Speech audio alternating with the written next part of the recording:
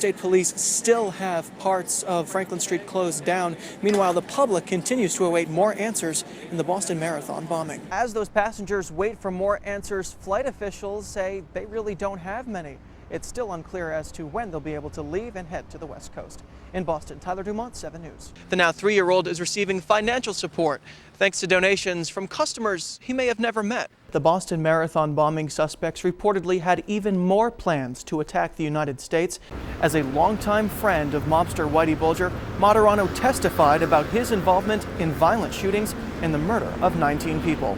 LaFleur was released pending the decision of a future court hearing. Casemate was an 18th century bomb shelter. This one was used to house up to 50 men in case of attack. So, next time you see a falling star, make a wish. Wish that we don't have too close an encounter with a Neo. With continuing generosity, Generation Cures may do just that. Help researchers find cures for a whole new generation.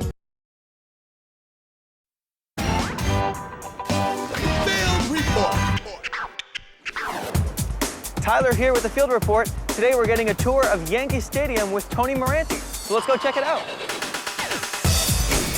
How's it going, Tyler? Morning, Tyler. How you doing? Good, nice to meet you. Nice to meet you. We're going to visit some sites like the museum, Monument Park, and talk a lot about Yankee history. Awesome. And whatever else comes along. Great. Right now we're in the museum. This is where we have some of the artifacts and memorabilia. You'll see the trophies. Trophies didn't come about until 1967, and the Tiffany people introduced them. We're very proud of the fact that we do have 7 and all of great ball players, icons, legends that have contributed to them. I started coming to this stadium in 1949, and I had the privilege of seeing the great ball players in the 50s. This is the Mickey Mantle era, probably the most dynamic period for baseball in New York. And as you see the jersey that Mickey had worn. That's Mickey Mantle's jersey. So you've been here at Yankee Stadium for a long time. What's the best memory for you? That would have to be going back to 1960. Mickey Mantle was probably the heart and soul of the team during that era. And he was my idol. What would happen after the game was over, 6 ushers had to run out and meet Mickey by second base and escort him in off the field. When I got the call for this, to go out and to protect my idol, I couldn't be more thrilled. Just running, hey, Mickey, follow me. And it was great. So what do people really want to see when they come in the museum? One of the most popular sites in the museum happens to be Thurman Munson's locker. Thurman Munson was the Yankee captain back in 1979 when he was tragically killed in a plane crash. He was so well beloved that they decided not to use his locker anymore. This is the Babe Ruth exhibit. He changed the game of baseball. The home run record at that point was about 29. He responded by hitting 54 home runs, which was more than any other team in the American League had hit. Monument Park.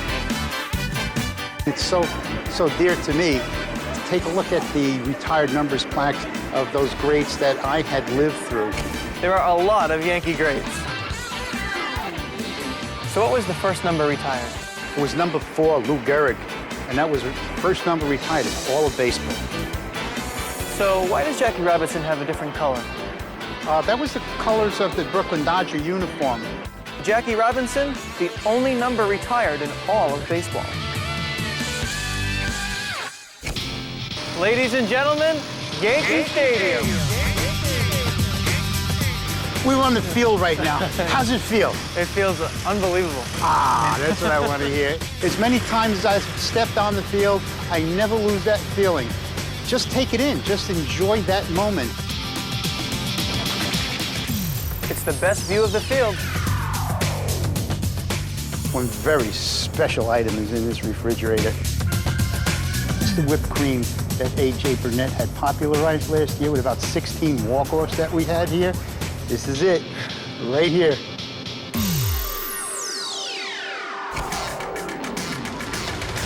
This is the inner sanctum, Tyler. Wow. And you look around, you can see some of the players, What do kids want to know when they come here for the first time? Where's Derek's locker?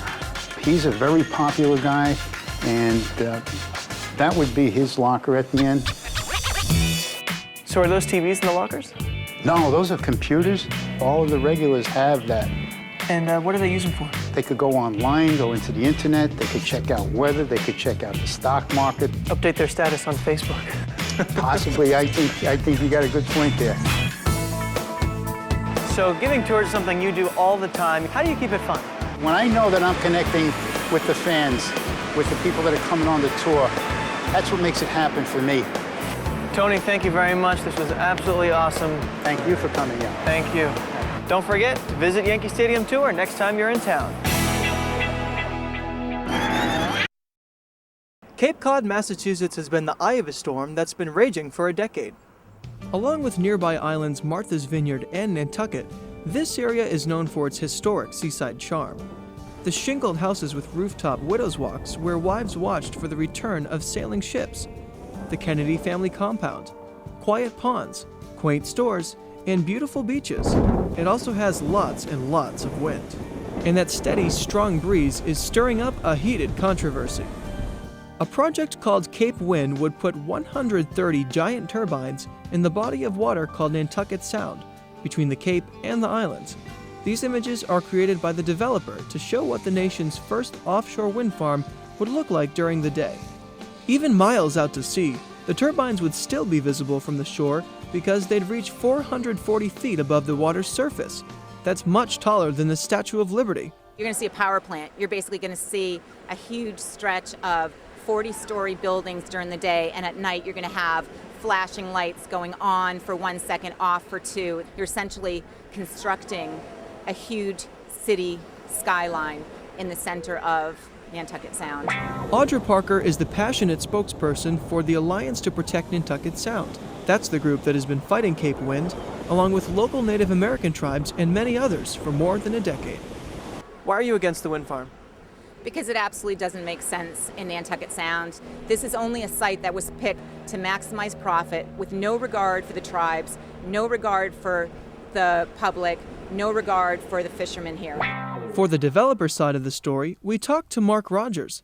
He says wind power is an idea whose time has come again. The Cape and Islands have a long history of using windmills back in the day. There were once 1,000 windmills here, and by using today's modern wind turbines to make electricity, we can have cleaner air, we can create good jobs for the young people here that pay well, and also mitigate climate change. After the Gulf oil spill disaster, the need for cleaner energy sources became even more urgent. That's something we all can agree on. We really need more clean energy, and I think wind farms are a perfect way to do it. But it's easy to see why so many people want to protect the natural beauty of this horizon. Everyone supports renewable energy. That's a no-brainer, but only in places where it makes sense, only appropriate locations that don't have the conflicts that this one poses. One conflict is whether the wind farm will interfere with navigation for boats and air traffic. It would really be a danger to public safety, and both ferry lines and all 3 airports on Martha's Vineyard, in Nantucket, and on Cape Cod on the mainland oppose the project because of risks to safety for their passengers and the pilots. Do you think that the new form of energy is going to be a danger to navigation? We've already been approved by the 2 agencies in this country in charge of making sure that there's safe navigation. Mark also points to support from national environmental organizations, such as the Sierra Club and the Audubon Society. But Audra says they're not concerned about the impact right here. They're not the ones that are going to bear the cost of this project. They're not the ones that are going to have to endure the public safety risk. They're not the ones that are going to experience a decline in tourism from an area that is heavily dependent on that. They've got a national agenda and no local stake. Another issue is the cost of wind power. Offshore turbines have huge underwater power plants. The blades turn a copper coil inside a big magnet, which creates a charge that is carried under the seabed to connect to the electric system on shore. That's expensive to build and maintain. And even Cape Wind supporters say that electric bills will go up. So what would you tell somebody who's concerned about the electricity being produced, being too expensive? Well, what's too expensive is fossil fuels, where we've seen prices go up so dramatically, so quickly, and we don't know what the future's going to hold. At least with Cape Wind's prices, we know it's predictable. Offshore wind farms are already producing power around the world, from Denmark to China. But Audra Parker says the fact that they work somewhere else is beside the point. So the key thing is there are better locations than Nantucket Sound for this particular project, and there's no reason to destroy what's been deemed a historically significant body of water for the sake of a private developer. But Mark says this is the right project in the right place. Nantucket Sound is the perfect location. We have the sea breeze, which means just a few miles offshore, we have strong winds that are consistent and blow at the times that the electric system needs it the most. Would it work as well on land? Many times what we see is land-based wind projects aren't producing when the electric system needs it the most, and those hot summer afternoons, and they produce more at night when there's less need for the power. After a decade of fierce debate, in April 2010 the federal government approved the project, but opponents vowed to continue their fight in court. Wind power has long been a fact of life on land, from old-fashioned windmills from years gone by to vast fields filled with thousands of modern turbines churning out power, as you see here in California. But whether windmills will be put here in Nantucket Sound is a question that's still up in the air. I'm Tyler for Teen Kids News.